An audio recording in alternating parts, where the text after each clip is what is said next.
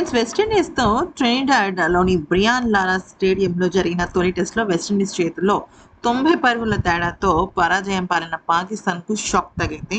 ఈ ప్రపంచ test championship WTCలో 9వ స్థానానికి పడిపోయింది. అంటే అట్టడుగు స్థానానికి పడిపోయింది. ఇక ఇక ఈ రేస్ నుంచి పాకిస్తాన్ అవుట్. ఎందుకంటే విన్నింగ్ పర్సంటేజ్ జస్ట్ 6.6 మాత్రమే ఉంది. అంటే ఇంకా అసలు అది మామూలు విషయం కాదు.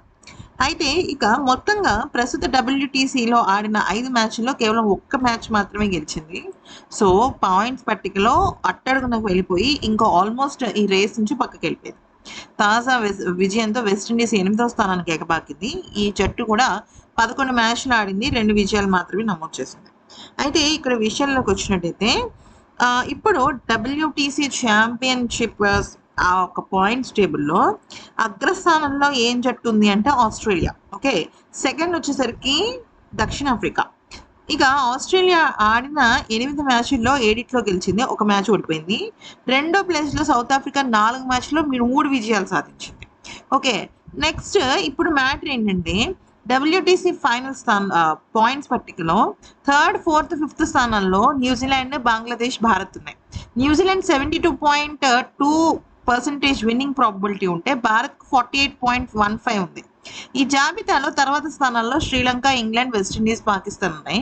ఇప్పుడు ఈ ఆగస్టు నెలలో 15వ తారీఖున ప్రారంభం కాబోయే రెండవ టెస్ట్ మ్యాచ్ల సిరీస్ ఏదైతే భారత్ అలాగే శ్రీలంక జట్ల మధ్య జరుగుతుందో ఈ 2 టెస్ట్ మ్యాచ్లో కనుక భారత్ గెలిస్తే 5వ స్థానం నుంచి ఖచ్చితంగా 4 లేదా 3 స్థానాలలోకి ఎగబాకే అవకాశం ఉంది.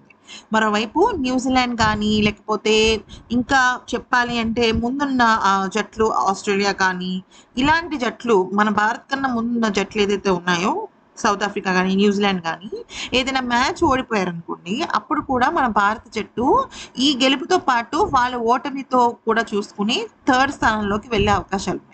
ఇప్పటి వరకు భారత్ 3 WTC ఛాంపియన్స్ మ్యాచెస్లో 2 ఫైనల్స్కి చేరింది, రన్నరప్గా మాత్రమే నిలిచింది. కానీ గమనించినట్టయితే ఆస్ట్రేలియా, న్యూజిలాండ్, సౌత్ ఆఫ్రికా వీళ్ళైతే మాత్రం WTC ఛాంపియన్షిప్ ట్రోఫీని అయితే గెలిచారు, కానీ మన భారత్ ఇప్పటివరకు గెలవలేదు.